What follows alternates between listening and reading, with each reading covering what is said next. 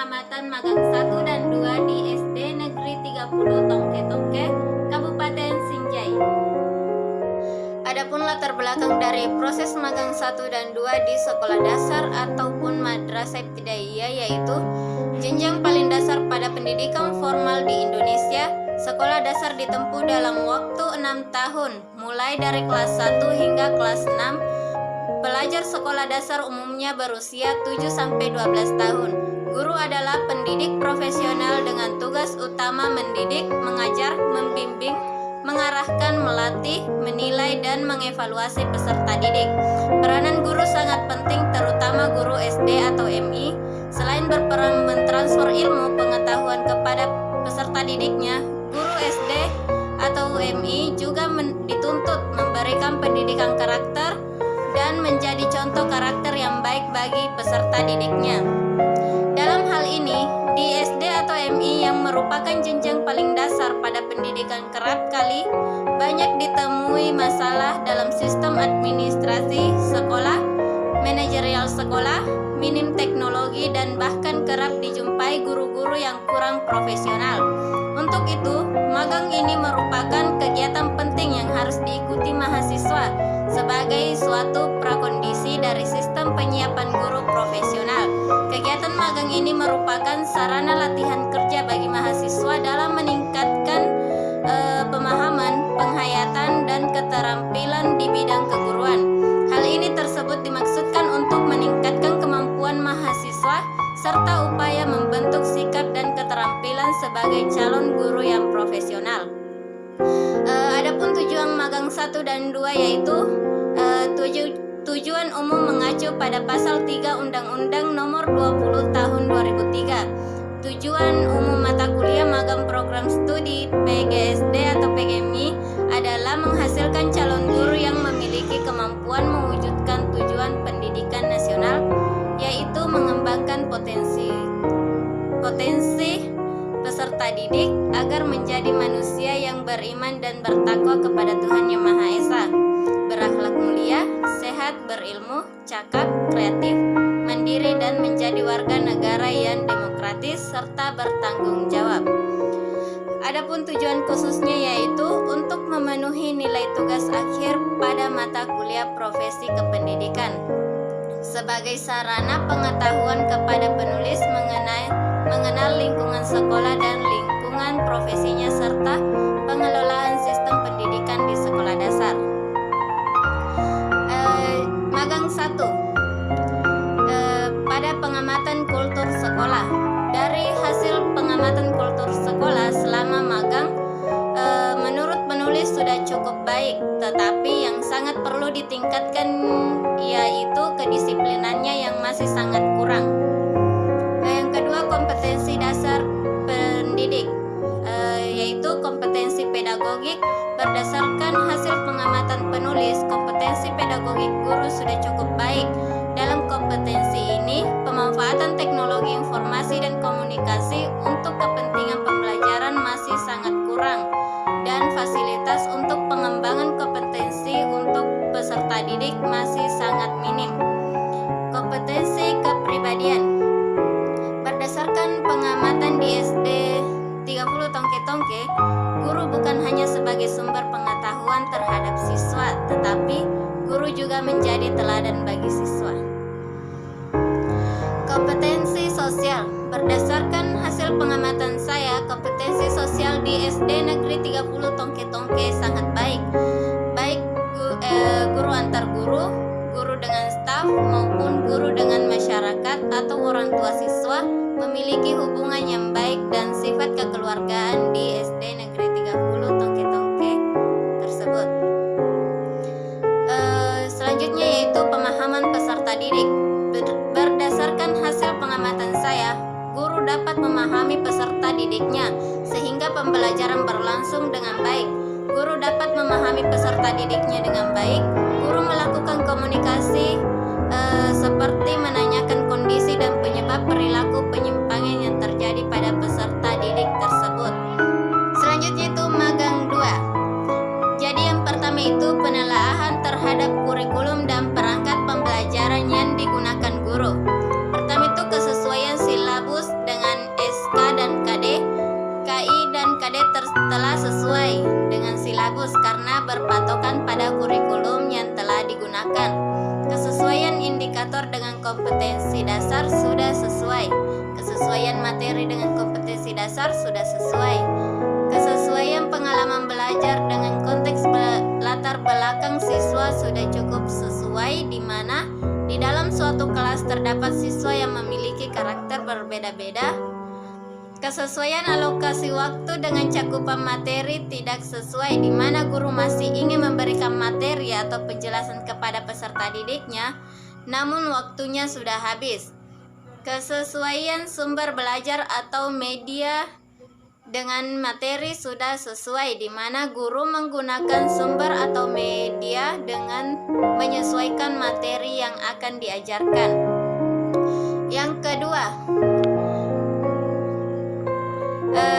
telaah perangkat pembelajaran atau RPP.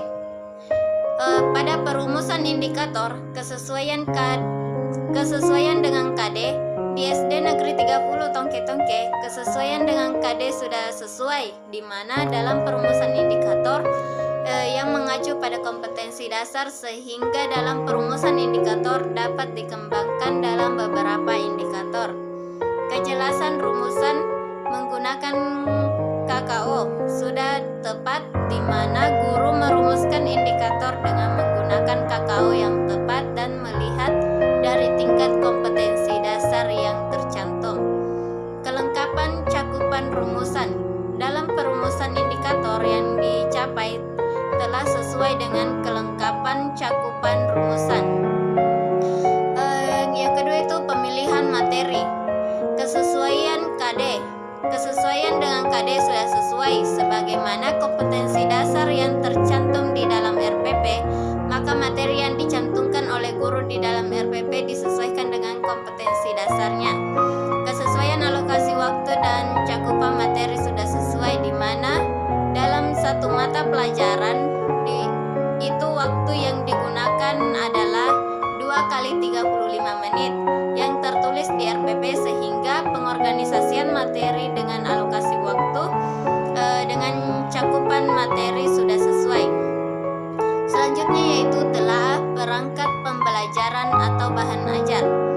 Kesesuaian bahan ajar yang dikembangkan dari kompetensi dasar sudah sesuai, di mana dalam hal ini guru mengembangkan bahan ajar dengan melihat dari kompetensi dasar yang telah ada, sehingga peserta didik mampu memahami pembelajaran ketika proses pembelajaran berlangsung. Yang kedua itu konsisten dengan realita fenomena kehidupan. Bahan ajar yang memuat realita kehidupan sosial, alam, atau budaya. Dalam hal ini, guru menyajikan bahan ajar yakni dari segi materi ajar, di mana guru mengambil contoh yang sesuai dengan realita kehidupan peserta didik agar kehidupan sosial, alam, dan budaya ini dapat menyatu, terutama dalam pendidikan sekolah dasar yang tentu saja lebih kepada fakta yang tepat dilihat secara langsung. Selanjutnya yaitu pengembangan perangkat evaluasi. Kesesuaian kisi-kisi dengan cakupan pokok bahasan di dalam kurikulum sudah sesuai, di mana guru tersebut kisi-kisi penugasan dengan mengarah kepada kompetensi dasar dan indikator yang telah disampaikan dan dipelajari oleh peserta didik. Kisi-kisi mencakup semua ranah kompetensi dalam bidang studinya. Berdasarkan hasil telah yang dilakukan, kisi-kisi yang dibuat sudah mencakup semua ranah kompetensi dalam bidang studinya. Kunci jawaban tersedia dan sesuai dengan soal kisi-kisi yang telah dicantumkan dalam RPP. Selanjutnya yaitu pengembangan media pembelajaran. Media pembelajaran secara umum yaitu alat bantu proses belajar mengajar. Segala sesuatu yang dapat dipergunakan untuk merangsang pemikiran, perasaan, perhatian, dan kemampuan atau keterampilan peserta didik sehingga dapat mendorong terjadinya proses belajar. Media pembelajaran yang menjadi sarana fisik untuk menyampaikan isi atau materi pembelajaran seperti buku, gambar, atau poster, film, dan video. berdasarkan hasil telah dan observasi tentang media pembelajaran yang digunakan pendidik di SD Negeri 30 Tongke-Tongke, yaitu buku paket. Selanjutnya, pengembangan bahan ajar. Dalam pengembangan bahan ajar perlu diperhatikan beberapa hal utama, yaitu bahan ajar yang berkaitan dengan indikator dan tujuan pembelajaran. Dalam pembuatan bahan ajar, materi harus jelas dan efektif. Selain itu, bahan ajar meliputi materi ajar, RPP, dan silabus yang akan diberikan kepada siswa oleh guru. Selanjutnya yaitu pengembangan perangkat evaluasi. Berdasarkan hasil telah dan hasil wawancara yang dilakukan di SD Negeri 30 Tongke-Tongke, terkhusus di kelas 3 yang sudah menggunakan kurikulum K13, perangkat pembelajaran merupakan perangkat yang digunakan oleh guru dalam menjalankan sistem belajar mengajar di sekolah. Perangkat pembelajaran sangat dibutuhkan dalam proses belajar mengajar, sebab tanpa adanya perangkat pembelajaran, maka proses pembelajaran tidak akan bisa berjalan dengan efektif. Namun, sebenarnya pembelajaran dapat berjalan walaupun tanpa perangkat pembelajaran.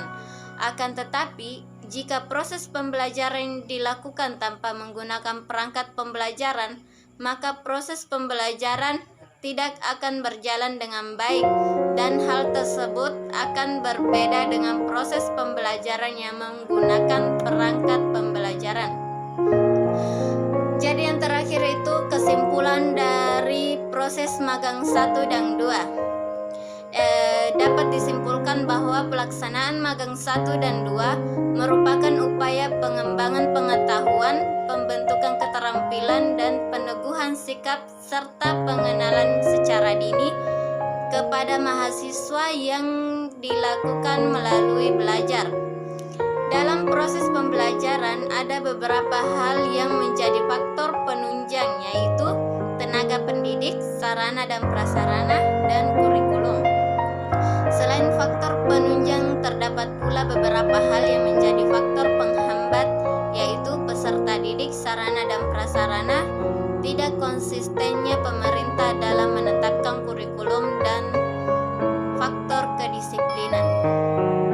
Ya, mungkin itulah pemaparan hasil pengamatan saya di SD 30 Tongke-Tongke. Kurang lebihnya mohon dimaafkan. Billahi fisabilil haq fastabiqul khairat. Assalamualaikum warahmatullahi wabarakatuh. Oh, it hurts the most 'cause I don't